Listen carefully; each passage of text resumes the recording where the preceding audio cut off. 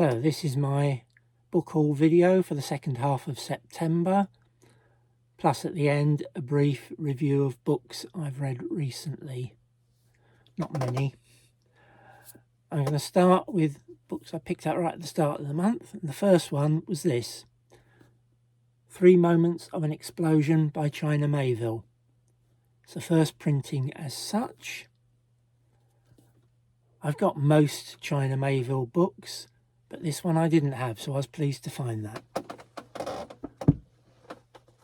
And in the same shop, I decided to pick up, as I was buying that one, I decided to pick up 2 more. First one is this, A Memory Called Empire by Arcady Martine. This is the first trade paperback, lovely condition. Now, I vaguely remember there was a fair degree of hype when this came out, but I must admit I haven't seen any reviews of it, so I don't know what it is like.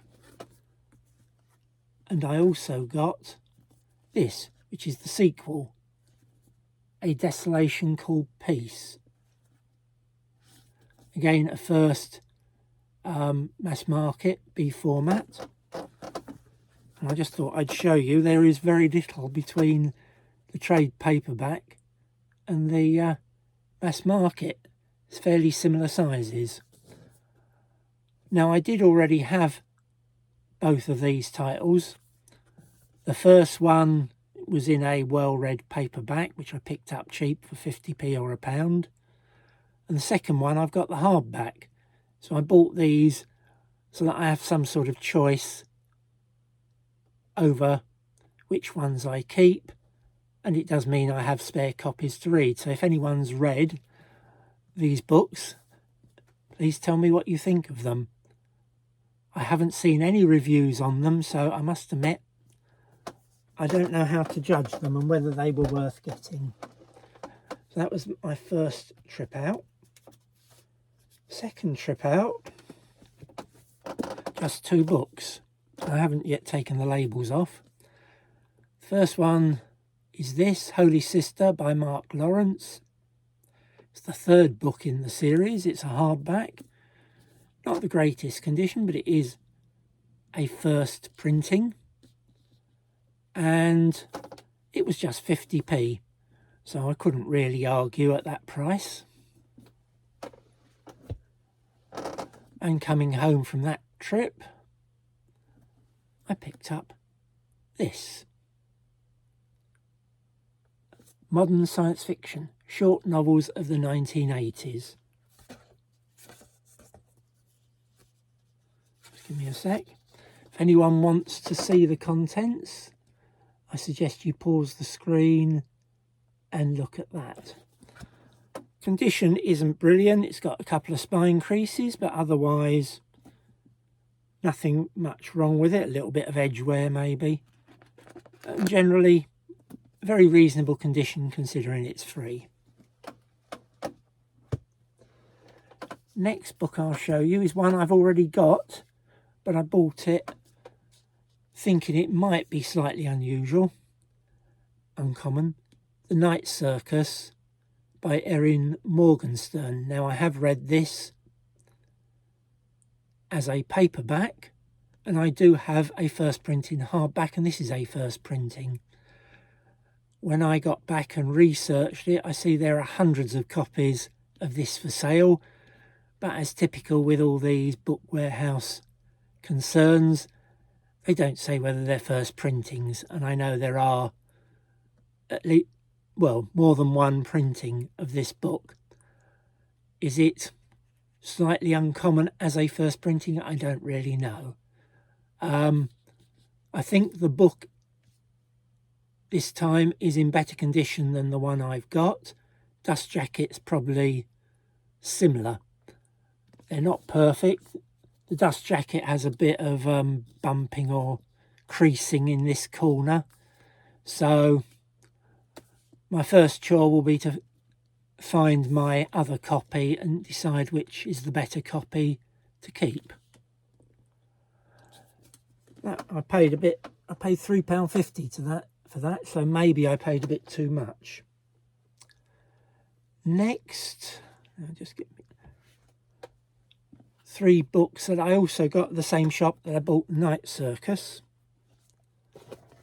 I'm going to start by showing you this one. The Incredible Melting Man. Here's a Human Time Bomb. Book is by Phil Smith, so I know nothing about him.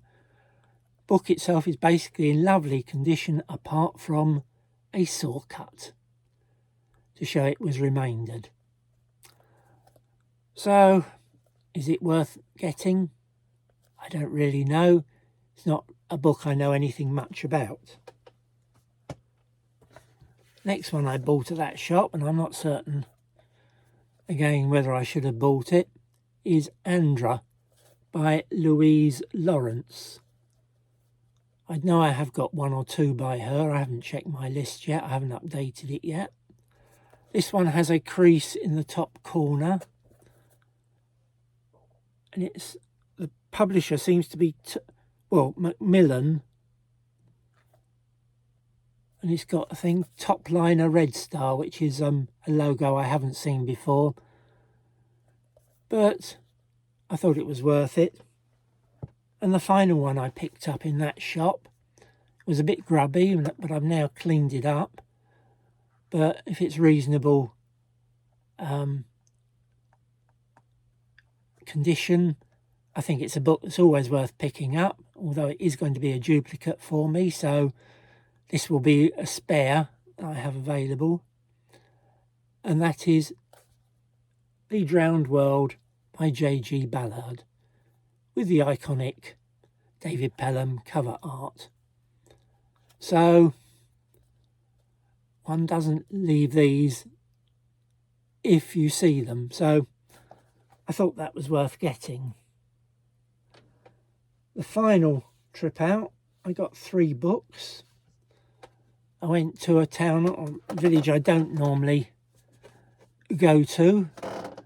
Went with my wife, so we had a coffee and a few hours out and combined it with some shopping.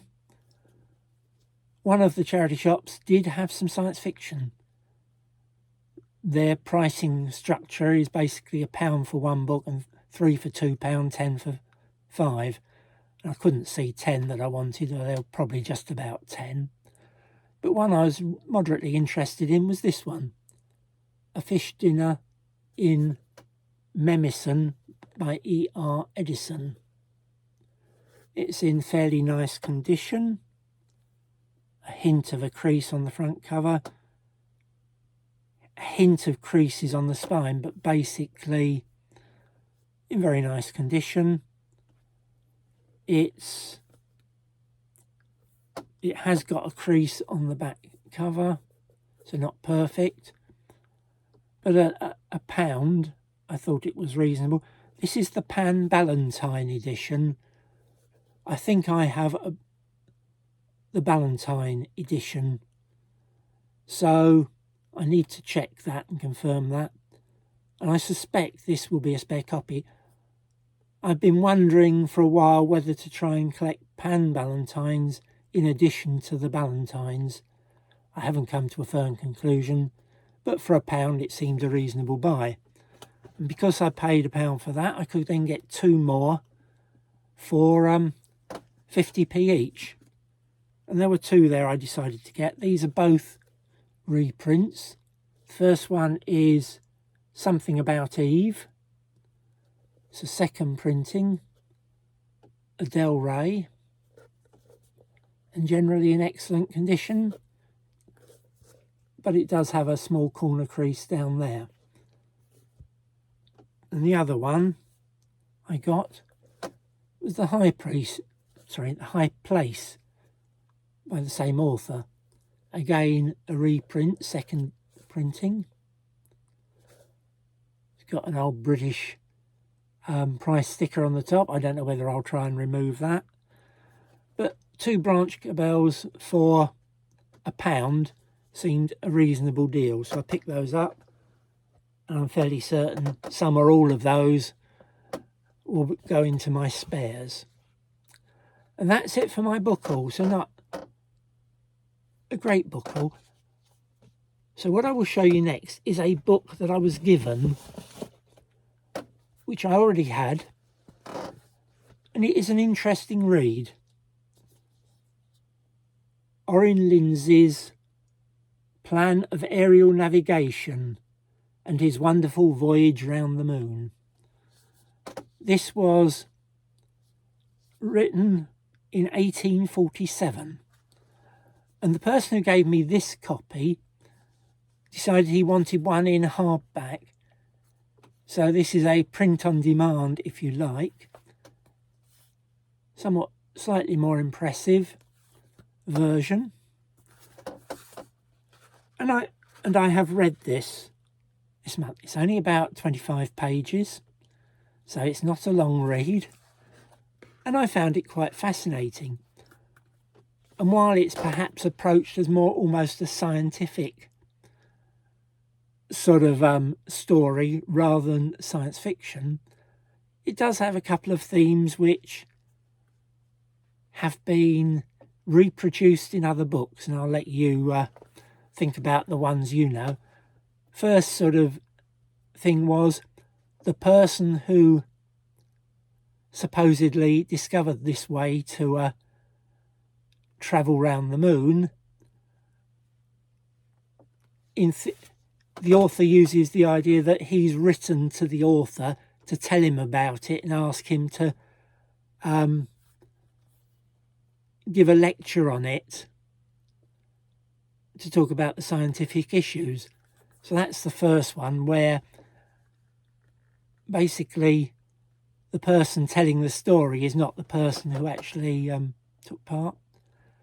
And the other is the theme that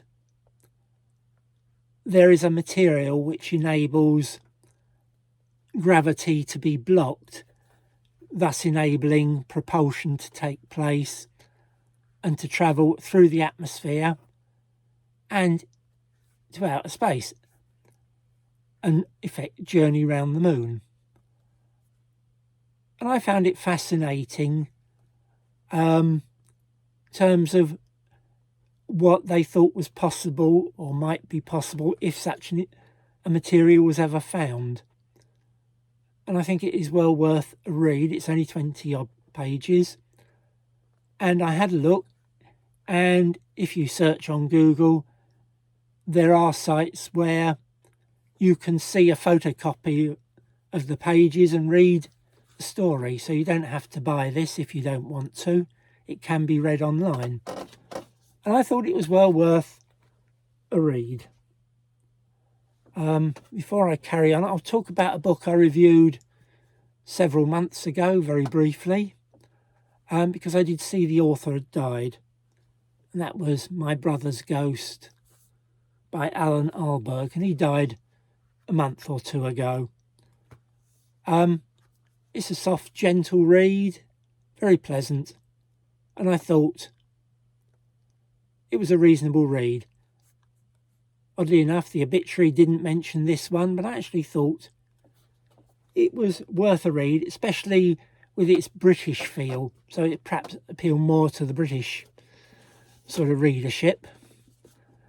But I thought I would mention that he sadly passed away at a good old age.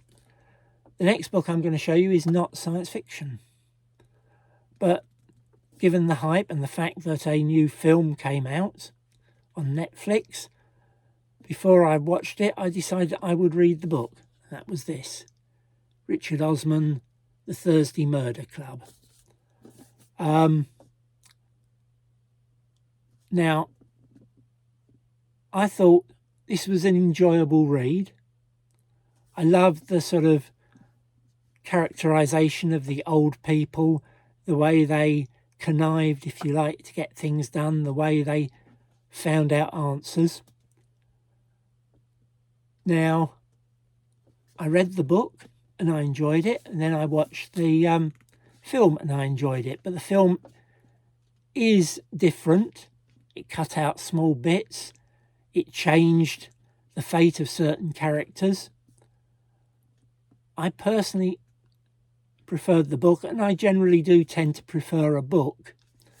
But I would recommend both. So I enjoyed it. Whether I bother going and getting others, I don't know. This cost me £1, so £1 well spent and a few hours well spent. And finally, the last book I've only partly read, and I'm not certain whether I shall finish it because I think I've read it once before. Certainly one or two of the stories seem vaguely familiar. Now, whether I'd read them in other anthologies or whether I'd read this book in full or in part before, I don't know. But it's this, E Pluribus Unicorn by Theodore Sturgeon. It's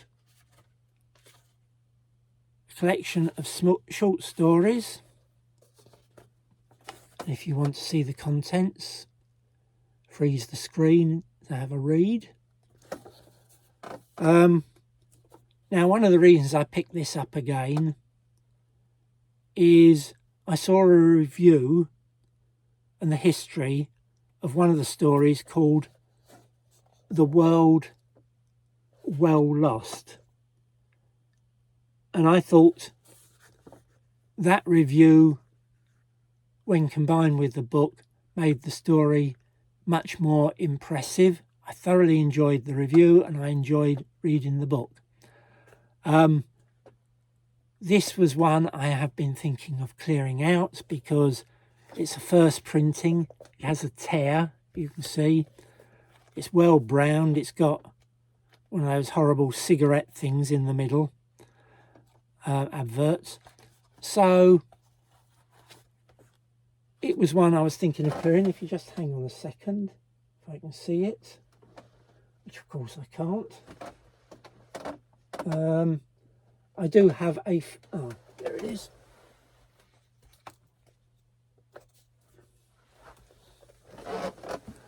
I do have a reprint in much better condition. So I thought I would keep the reprint